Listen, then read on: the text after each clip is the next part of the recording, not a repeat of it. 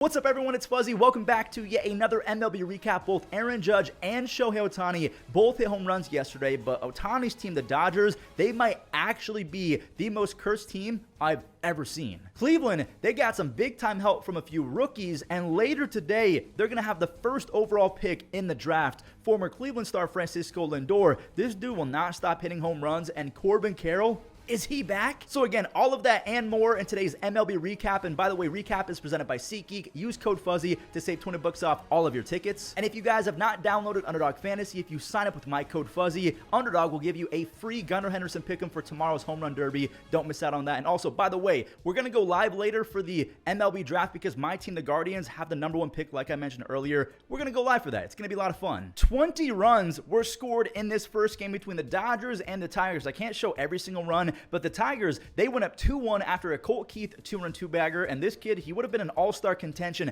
had he gone with the toe tap earlier in the season and not waited until mid-May. Ohtani, that is career home run number 200, and by the way, his 56 extra base hits before the all-star break is the most ever by a Dodger. Gavin Lux, he drove in 2 more, but again, I can't show everything. Ohtani had another RBI on a ground out, and Enrique Hernandez, he socked a 2-run home run off the foul pole, so it's back to a 4-run Dodgers lead. Make it 5 runs because Freddie Freeman, he had a sac fly, so it's 9-4 in the final inning when Matt Vierling, he laced a 2-run 2-bagger, and Dave Roberts, the manager of the Dodgers, he said, hell no, I'm bringing in my actual closer, Evan Phillips, and Carson Kelly said, I don't care who you bring in. He flares one. It's 9-7. Colt Keith steps in, and he already had 2 hits and 2 RBIs. Make it a 3-hit game. 4 RBIs, he ties it. He's hitting .305 with almost 30 RBIs since making that change to add a toe tap. Freddie, he stepped in with the bases loaded in the 10th, and the Tigers, they clutched up on defense. McKinstry to Colt Keith, they turned 2, and then the Tigers,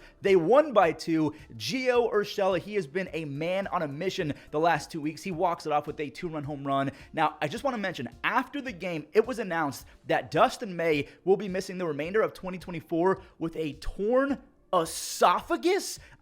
I guess he didn't feel right at dinner, and the doctors, they rushed him for emergency procedures and stuff like that. Yoshinobu Yamamoto, it's just been announced that he's being transferred to the 60-day IL. If you look at the injured list for the Dodgers, their pitching staff in specific, Glasnow joined it a few days ago. That's an all-star level cast of pitchers. One of the best rotations I've ever seen, but they're all injured. All right, now we got to talk some history. Spencer Steer, we all know he's the man who rakes. He's going yard again, but he's not the guy who made history, and not this guy either. Look at Ellie De La Cruz. He's launching himself into the net to make the grab, and hold on, we got to show off these back-to-back home runs from Miami. Jake Berger and Josh Bell, they both hit home runs. And here we go with the history. Rookie Rhys Hines is doing it again. He's the first player ever to have 8 extra base hits in their first 6 games, but he wasn't done there. Ellie De La Cruz, he's hitting home runs as well. I wish that Ellie was in the Derby. He goes to the batter's eye. He has 16 home runs and 46 stolen bases before the All-Star break. The ball is flying down in Cincinnati. Jameer makes it back-to-back home runs. We're going to skip to the 6th because the Marlins and the Reds, they scored a few times at 7-6 Reds. When Rhys, he mashed his way into history. He just went 458 feet. That's his 5th home run in 6 games. He's also had 3 doubles and a triple, so he extends his history. 9 extra base hits through his first 6 games. I don't know if that's ever going to happen again. He's smiling from ear to ear. And Santiago Espinal, he made it double digits, and Espinal now has an RBI in 5 consecutive games. Look at the Reds. They won 3 games in a row. Arizona came into this game versus the Blue Jays also winning their last 3 games, and Corbin Carroll, he may or may not have pulled a Rhys Hines. We'll talk about that in a second. And by the way, it was Star Wars night. People dressed up as Jawas. Jock Peterson, he got the scoring going with an RBI double to score Ketel Marte, and after the Blue Jays tied it momentarily, Jose Herrera, he put the Snakes back up 1 in front of Jedi Master Ahsoka. She was in attendance. Corbin, he grabbed his first of, actually, I won't spoil it, but he had more than 3 RBIs on the night. We'll talk about how many RBIs he had in just a second. Ketel Marte and Lourdes Gurriel Jr., they both kept the scoring going. They singled in an RBI each, and Lourdes, by the way, it was his bobblehead night, and that was a foot race. He beats it. Whoa, Corbin, a 3-run Oppo Taco. I told you, he had more than 3 RBIs. He has 4 after that 3-run home run. Eugenio Suarez. The only reason why Davision De Los Santos is not in the big leagues is because Suarez has been seeing beach balls lately. That's another home run. He has 14 RBIs his last 11 games. Corbin, has he awoken? 2 home runs, 6 RBIs. He had a 135 OPS plus in his first 187 big league games, so it was only a matter of time before he readjusted back to Major League Baseball. The Snakes have won 4 games in a row, while the Blue Jays, they fall to 9 games under 500. Oof, that's bad. I forgot that we had a doubleheader in this recap, so let's get that out the way real quick. Seiya said, see ya again. He's actually an elite hitter. He's got 13 home runs and a 125 OPS plus. The Cardinals, they answered in the first, but they just kept on scoring and scoring and scoring. Mason Wynn, he scores on a that's his brother, a Wilson Contreras RBI single. That's 3 singles in a row. Wesneski threw it away. Another run scores. Michael Ciani, he then got hit with the bases loaded. There was a runaway sweeper. It's now 4-1. Wesneski's ERA is down bad. Like, it didn't go down, but that's just what the kids say. Alec Burleson, he's been the Cardinals' best hitter. He has 16 home runs and 50 RBIs, not just for the season. Over his last 65 starts, Hayden Wesneski gave up 11 runs, but the crazy part is only 4 of them were earned runs, despite the fact that he made most of the errors that allowed runs to score. So I guess if you're a pitcher and you want to save your ERA, just make throwing errors and it won't count against you. That was probably the fastest 11-run box score I've ever recapped, but I mean, the Cardinals, they ran away with that game. So on to game number 2, it was a whole lot closer. Who had Mason Wynn being this good in 2024? He's got 5 home runs and 9 stolen bases while hitting .290, and don't forget his 13 defensive run saves. Wilson, he just flat out deletes baseballs. He doesn't even have to fully barrel them up, and they just leave. And I didn't know that they had water in right field in St. Louis. Again, I had no idea. Did you guys know that? Chicago, they did not want to get swept. Miguel Amaya, he knew as soon as he hit that, it was going to go, so it's now 2-2. And Nico, he blooped one to center to score PCA, Pete Armstrong, so they had 6 base hits in the second inning. Seiya, his single makes it 4-2. The Cardinals manager then had a problem with a strike being called a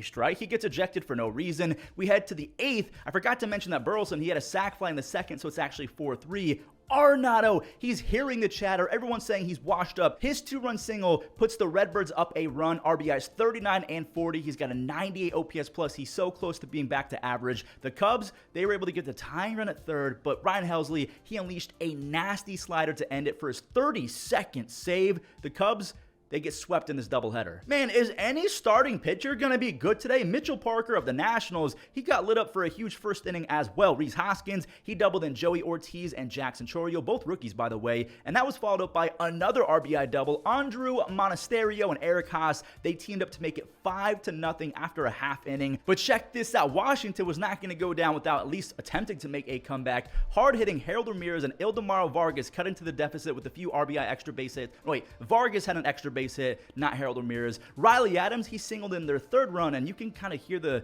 crowd sort of groaning and losing volume, but it's okay because Milwaukee has a stupid bullpen. Luis Garcia Jr. with the pinch hit line drive home run. He has 11 home runs before the All-Star break, whereas before his career high for a full season was 9, so he's breaking out. Milwaukee fans, they can breathe easy. McGill, he's been so... Oh no. All-Star CJ Abrams completes the comeback. That is how you pimp a home run. He's got 15 home runs, 15 stolen bases, a near 140 OPS plus. Joey Ortiz, he is Milwaukee's last chance. He jolts one, and Lane Thomas, he secures the web gem and Kyle Finnegan's 26th save. The Nationals, they send the Brewers to a 3-game losing streak, so because the Cardinals swept the Cubs, the Cardinals are 3.5 games back at first place now. You know, anytime we talk about first place, we got to find the Orioles and the Yankees, and again with the first inning eruptions. Grayson Rodriguez, he gave up an RBI single to Glaber. That's right before the 702 kid, that is just the Las Vegas area code. Austin Wells, he belted a 3-run home run. The ball is carrying in Baltimore because it's warm out, but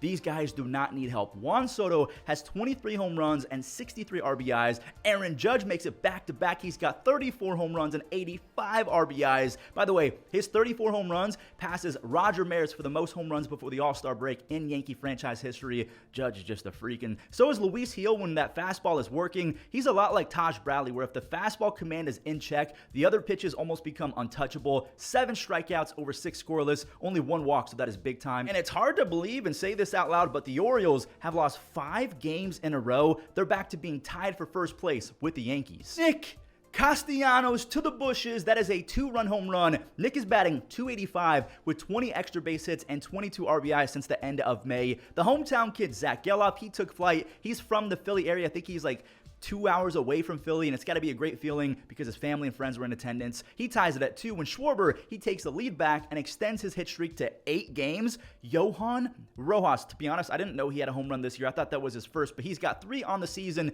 and Trey has 7 over his last 11 games. He proved everyone wrong. Everyone's saying he hasn't played enough games to start the All-Star game. Honestly, I feel like we made the right choice, or at least the Phillies' crazy, passionate fan base got him in the All-Star game as a starter, and honestly, he should be the starter, at least in my opinion. Brent Rooker should be an All-Star as well, just like Christian Walker, but somehow they're not. At least Bryce Harper is another 702 kid, and this is a fun stat. Bryce Harper, with this home run, has now hit a home run versus every single team in Major League Baseball, all 30. He then made it a big 3 RBI game with a 2-run double the other way. Just an insane first half because he's got 21 doubles, 21 home runs, a 176 OPS plus, and he would be the Gold Glove favorite if it wasn't for Christian Walker. Castellanos, he makes it 25 RBI since the end of May. He clears the bases with a loud double to left field, and the Phillies, they win easy as Tyler Phillips gets his first career W, even though he gave up 4 or 5 runs. Now, this is a super fun matchup for me. Maybe not for the casual fan, but Seth Lugo versus Cutter Crawford is a fantastic matchup. Lugo, he might be starting the All-Star game. He's probably not going to. And Cutter, he's one of the more underrated starting pitchers in baseball. Crawford's got the lead. Reese McGuire spanked an RBI double to right, and same for Wilyer Abreu.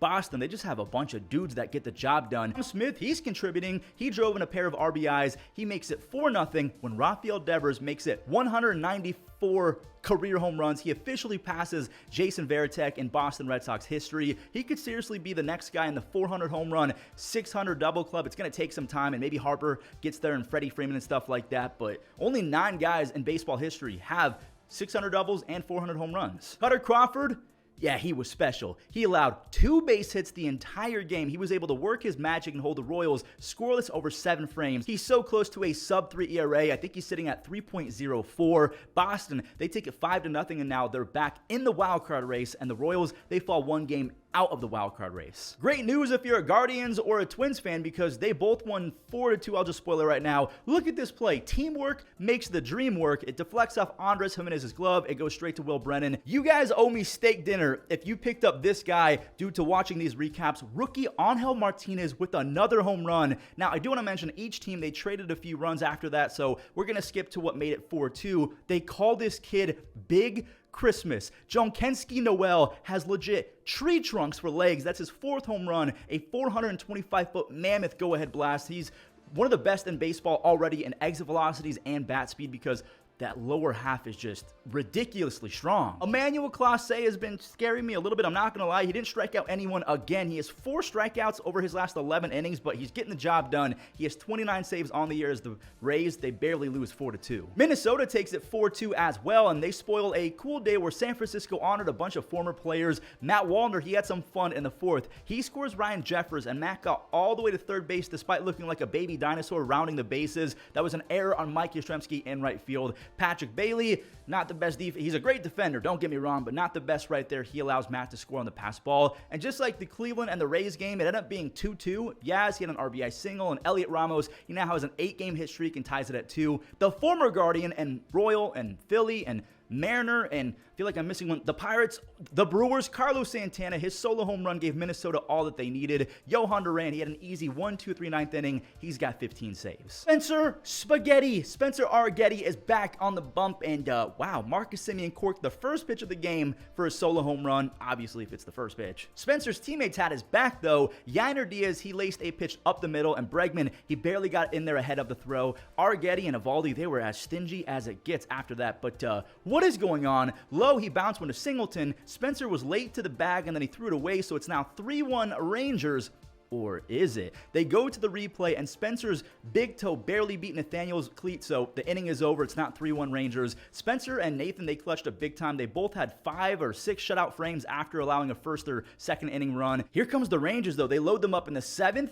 Swing and a miss. They're loaded up again in the 8th, and same thing. That is 3 consecutive innings in a row that somehow the Astros have worked out of a bases loaded jam. We needed extras in this one where Texas, they finally got a run across. Nathaniel Lowe, he gave Kirby Yates the lead, and Kirby is back to being one of the best relievers in baseball. He has a sub-1 ERA, 15 saves, and if you guys don't remember, from 2018 to 2019, Kirby had a 1.6 ERA and 53 saves. He used to be the #1 reliever in baseball. And before we move on, a little round of applause to Nathan Eovaldi, who had a really good game, honestly. When you hold the Astros to 1 run over 7, you got to go ahead and give yourself a golf clap. Pat yourself on the back. So the Rangers help out the Mariners, and if the Mariners want to capitalize and put some distance between them and the Astros, they got to win this game. J-Rod, okay, stay hot. Jose Soriano throws gas, but Julio's bat is just a little bit too quick. Kirby, he then lost the lead on basically the same pitch. George, he threw a 97 fastball to Joe Adell, and he caught up to it. So in scores Mickey Moniak, and now Zach Neto, because Neto and Rojas, they ran into each other after Rojas couldn't get the throw that J.P. Crawford missed.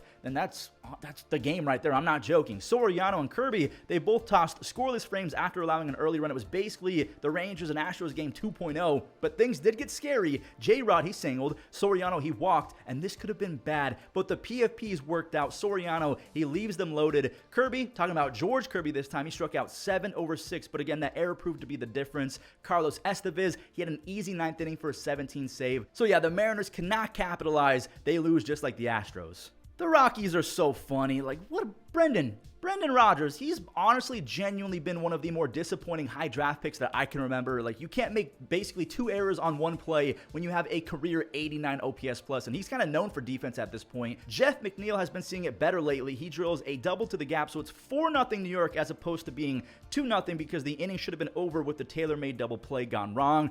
Jake Cave and Charlie Blackmon, they got the Rockies back into it. Back-to-back games now for Chuck Nasty. That's Charlie Blackmon's nickname. He's closing in on 2,000 base hits, by the way. He has 1,757. Can he get to 2,000? I don't know. He just turned 38, so probably not likely. Francisco Lindor, to me, he's 100% going to get to 2,000 base hits one day. He matches Charlie with a 420-foot home run, but his is a 3-run home run. He's got 43 extra base hits, 8 stolen bases, 10 outs above average before the break. Like, if they ever boo this man ever again, which they're going to because New York fans, they're just passionate / delusional. No offense. You know I'm right. But man, Francisco Lindor is quite literally a future Hall of Famer. You got to stop booing the man. The Padres got to Reynaldo Lopez early, which is not something that Braves fans are familiar with because Reynaldo has been insane this year. Donovan Solano, he got into scoring position because he stole second, and he wouldn't have scored because this was a ground rule double off the bat of David Peralta, and it would have been second and third if Solano had not taken the extra base. And it happened again. Tyler Wade, he took second in the 5th inning, and Luis Ariz, he is so good with runners in scoring position. He comes through. Dylan Cease has not been the best over the last month or two, but he looked like month 1 Dylan Cease when he was striking out everyone. He struck out 11, and the final 3 came in the final frame. I think he struck out the side in the 6th inning, and I've never seen Dylan Cease show emotion. He's kind of like Corey Kluber, where he just goes out there, does his job, and walks off the mound. He's trying to get the crowd into it. Who is this man? So he goes 6 scoreless with 1 base hit. Ronaldo, he's now screaming into his glove after a second RBI allowed to David Peralta, and it's rare to see a guy that pissed, but I mean, a Cy Young caliber guy all year giving up a ton of runs, I understand it. Manny Machado's 3rd base hit of the night is a big fly, his 326th career home run, and by the way, he has 1,829 base hits, so he's close to 2,000 as well. Robert Suarez, he had a scary 9th. He gets it done after 25 pitches, but yeah, that was scary. Last but not least, O'Neal Cruz, his speed rushed Nicky Lopez. He didn't know what to do, and he just decides to tag second base. Luis Ortiz was awesome through 5 for the Pirates, but then Luis Robert Jr., he ties it, and we have another moment of a guy yelling into his glove. Don't worry, Luis, you have Brian Reynolds on your side. The Pirates, they're back up by 1, and you're about to see a first, and I say that because it's a first for me. Tommy Pham, he had an excuse me double to right field, and Connor Joe, he ran into the foul ball guy. Again, it was an excuse me swing. The foul ball went to a foul ball guy, and Connor Joe ran into him. And now this play is kind of confusing. Cabrian Hayes caught it when Tommy Pham was not even halfway to home, and he just ignored Pham and allowed him to score. Chapman, he got Luis with a 1-0-1 fastball to end the 8th, and more bad baseball from the White Sox. Vaughn had a bad throw, and Brian Reynolds, he took advantage with his 4th base hit of the game. He had 4 RBIs yet again, give him 60 RBIs on the season. And yeah, that's the final game. That does it for today's MLB recap. And just a reminder, we are going live later for the draft. I think it starts at 4 p.m. Pacific Standard Time, something like that. So I'll see you guys there. Have a great rest of your day and enjoy the web jams. Right center field, Hampson is there. Now Garcia sends one to left, coming on. McCormick makes a dive. Ground ball. Ortiz with a nice play. Throw to first in time. 2. Chopper, shortstop. Tough play. Seager on the bare hand to throw. Ground ball left side. Abrams to the backhand. A little bobble. Throw on the way. And now payoff. And a ground ball. Diving stab, but Luis arrives at first. Not. And backhanded by Suarez at third. What a play by... On this 1-2 from Lopez. Bounces one left side. Long run for Arcia. Goes to second in time.